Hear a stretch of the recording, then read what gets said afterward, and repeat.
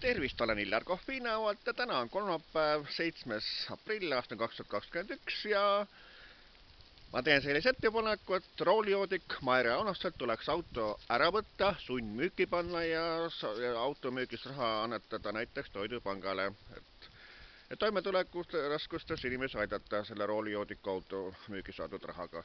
Ja kohe räägin täpsemalt, mis ja kuidas. Niisiis, esimesena teatas seda, et Telenagu Maire Aunast tabati purjuspea roolist Elu24 portaal. Ja siin on, et teisipäeva õhtul jäi politseile vahele Telenagu Maire Aunaste 67, kes tabati valge Subaru roolis purjuspäi. Et prokuratuuri kinnitusel pidas politseipatrull eile õhtul ehk siis 6. aprilli õhtul kella 3:10 paiku Tartus Väike-Kaare tänaval kinni sõiduauto Subaru, mille roolis olnud 67-aastasel naisel tuvastati alkoholijoove. Aunaste peeti kahtlustavate kinni ning juhtunu osas alustada kriminaalmenetlust. Täpne joove selgitatakse välja ekspertiisi käigus. Ja kui nüüd vaadata seda pilti siin, et siis on ikka see Aunaste ikka päris vana joodiku näoga, nii et oi. Siin on öeldud veel sedagi, et pealtnägija sõnul kutsuti purupurjus Aunastele politsei, kuna ta tagurdas Selveri parklas otsa Nissanile ning sõitis sündmuskohalt minema, vahendas Postimees. Väidetavalt üritati Telenagu juba parklas takistada, et ta rohkem rooli ei istuks, kuid see ei õnnestunud.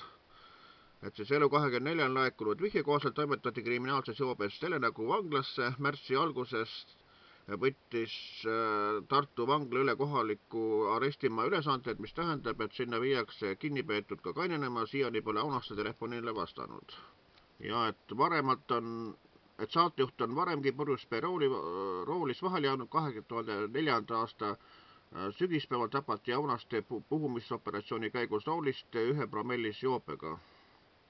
Et toona märkis Telenagu, et oli joonud veini ning muud alkoholi, ta ei tarbigi. Politsei pressiesindaja sõnul käitus Aunaste viisakalt ega vaidlustanud joovet. Olukorra muutis hullemaks aga see, et vaid paar päeva hiljem algas Aunaste uus saatesari Meie, mille esimene külaline oli roolijoodiku süül hukkunud jalgratturi Lauri Ausi-Lesk. Ja kuna seda uudist ei olnud esimesena Õhtulehes, siis ma saatsin Õhtulehel Facebooki kaudu ka teate sõnaga, mis ma sealt Elu24 lugesin, et kummaline oli see, et Õhtuleht on esimene, kes seda uudist teatas. Aga siis jõudis ka Õhtulehte siis kell 12.03 see uudis, mis oli siis Elu24, mis kell ta siis üles pandigi, kell 11.39, jah. Nii et mõningas hilinemisega.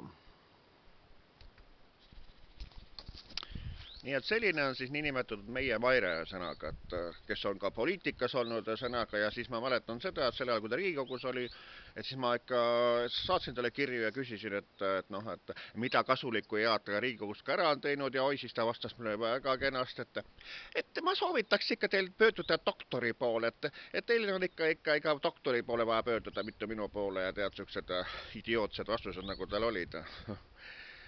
Aga nii, et kuna Maire Aunast juba teist korda oli, kui ta nüüd oli purupurjus suisa roolis, nagu siis need meedia teatab sõnaga, et siis tuleks tal see Subaru käest ära võtta ja panda sundmüüki. Ja sundmüügist, või tähendab sellest rahaga, mis nagu sellest sundmüügist keegi ära ostab ja sõnaga, et selle rahaga tuleb eraldada Toidupangale, et toimetulekutoetuste inimestele nii-öelda toitu osta.